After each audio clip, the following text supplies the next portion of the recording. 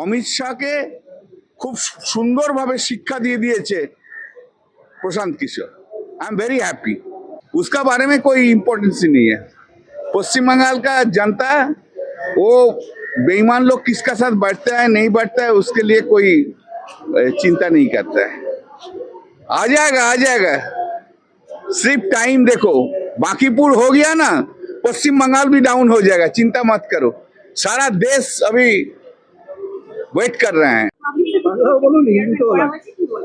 অনিল বার্মা কে যে public service কমিশনের চেয়ারম্যান করেছে, one of the most tainted officer he was. এই অনিল বার্মার জন্য আমাকে অনেক লড়াই লড়তে হয়েছিল। ও তো ফুড কর্পোরেট ফুডের সেক্রেটারি ছিল, সেই সময় অনেক 2 নম্বরই করেছিল। 2013 সালে একটা মামলা করেছিলাম, তাতে সিবিআই চেয়েছিলাম। আলটিমেটলি দেখবে একটা বড় সংবাদপত্রে লিখেছিল, যেখানে জ্যোতিপ্রিয় মল্লিক আর অনিল বার্মা দুজনে ইনভলভ ছিল। তা সত্ত্বেও অনিল বার্মাকে সরাতে আমি পারিনি। তখন অনেকবার তখন মাননীয় মুখ্যমন্ত্রীকে বলেছিলাম।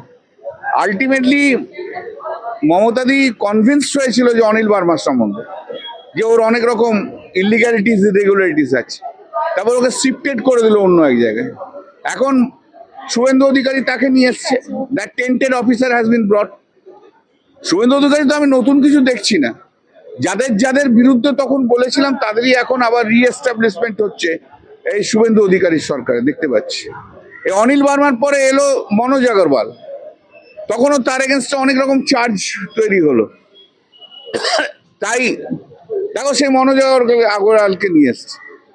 তৃণমূলে যত সময় যতগুলো টেন্টেড ছিল, যতগুলো দাগি ছিল, ওয়েদার তৃণমূল কর্মী বলো আর তৃণমূলের বা সরকারি অফিসারগুলো বলো, সেগুলোই শুভেন্দু অধিকারী এখন তাদেরকে আবার রিएस्टैब्लिशमेंट দিচ্ছে, রিएस्टैब्लिश করছে।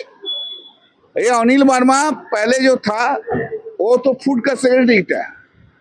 उस टाइम में बहुत मामला किया था। एक मामला में हम बोला था सीबीआई का इन्वेस्टिगेशन होना चाहिए, उन्होंने। और उस टाइम उसका that Jyotipriya Mallik food minister था, बहुत बड़ा मामला हुआ था। उस टाइम एंगर हो गया था वो मेरा ऊपर, लेकिन बाद में उनको हम कन्विंस किया तो Anil Verma is a very उसका बहुत कॉम्प्लिकेशन है। एंड उसका बाद अनिल वर्मा को ट्रांसफर करके एक तो अलग डिपार्टमेंट में दे दिया था। अनिल वर्मा का अगेंस्ट में बहुत से खिलाफ है। फिर वही अनिल वर्मा के ले आके चेयरमैन करा है पब्लिक सर्विस कमीशन का।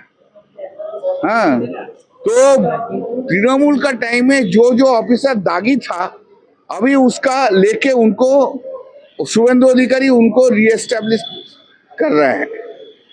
वो देखो तृणमूल में जो एमएलए का अगेंस्ट में था, एक्स एमएलए के अगेंस्ट में था, उन लोग को फ्रैक्शन ग्रुप में लेके आए। शुभेंदु अधिकारी प्रोटेक्शन दे रहे हैं।